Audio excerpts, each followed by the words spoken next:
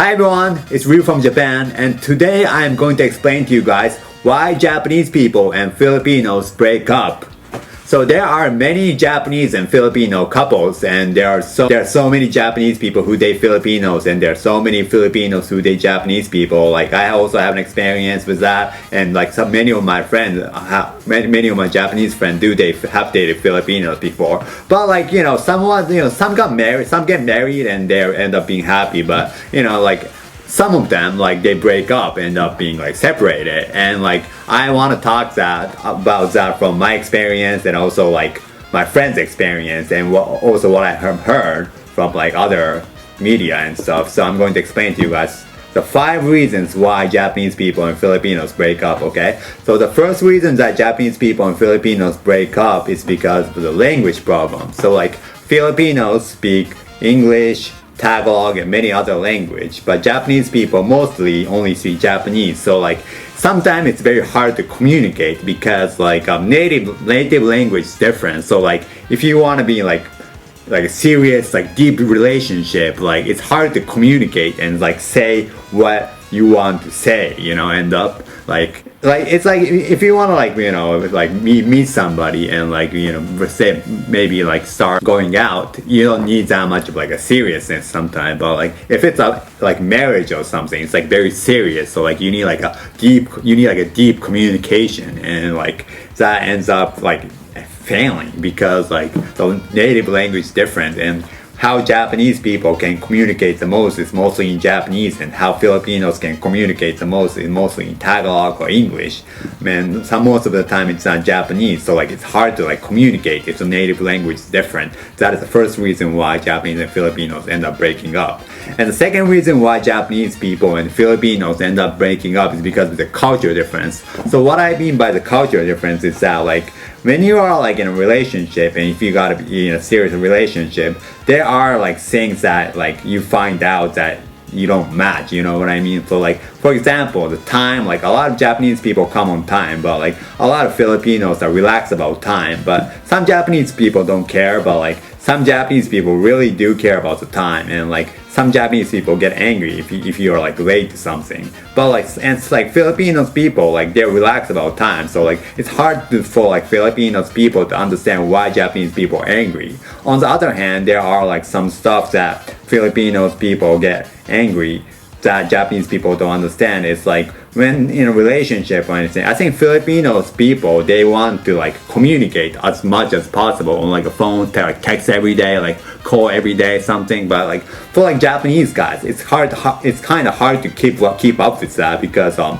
lot of Japanese guys, they don't like say like Japanese people are like not used to saying I love you to somebody, you know what I mean? Like we're not used to like saying I love you to like even if partner, like not every day, like not everybody, but like people like who like most people are not used to saying like I love you, and like text I love you every day. So it's a cultural difference is like a second reason that like Japanese people and like Filipinos break up. And the third reason why Japanese people and Filipinos break up is because they end up being in a long distance relationship. For example, like Japanese people go to like a Philippines to study English, right? And they meet like cute Filipino people or like cool Filipino guys. But like what's sad about that is that like most Japanese people end up going back to Japan because they don't have visa to stay in the Philippines, and like long distance relationship is just hard because it's hard to communicate, like if they're a long distance relationship. Maybe you can like Skype every day, or like maybe you can line every day, but like if you don't meet in a person like every week or something, it's just hard to keep up with that relationship. And that's why a lot of like foreign couples, like including Japanese and Filipinos, they break up, I think.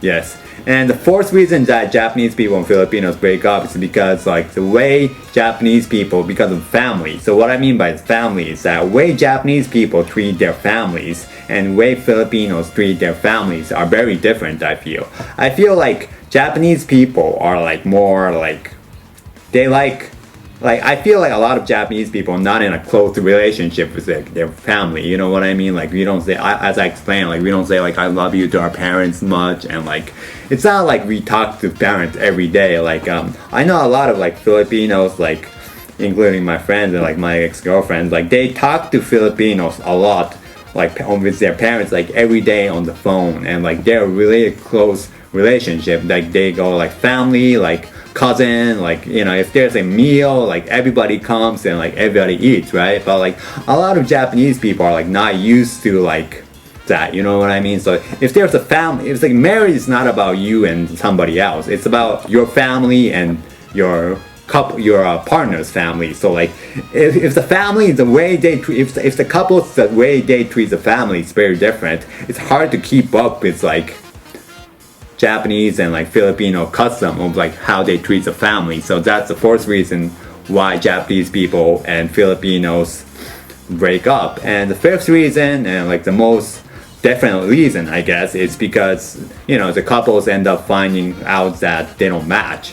So like, you know, like even if the custom and everything matches, it's just that like, you know, it's just that like the love doesn't work out between them. It's not just because of the language or like language or culture or anything. It's just that they end up like not working out well because it just doesn't work out, because like it may be like some family, like you guys have different dreams, like different goals in life, different ideas about marriage. Like if one of you wants to get married and one of you doesn't want to get married, it just won't work out that way. And that's why, you know, the couple end up working out. So like I noticed that like a lot of Filipinos and want to date Japanese people, and a lot of Japanese people want to date Filipinos. But I hope this will help you if you want to continue that relationship. You know, like dating is just a start. You know what I mean? Like dating is not a goal. So like if somebody becomes your girlfriend, boyfriend, that's not the goal. That's only the start. So like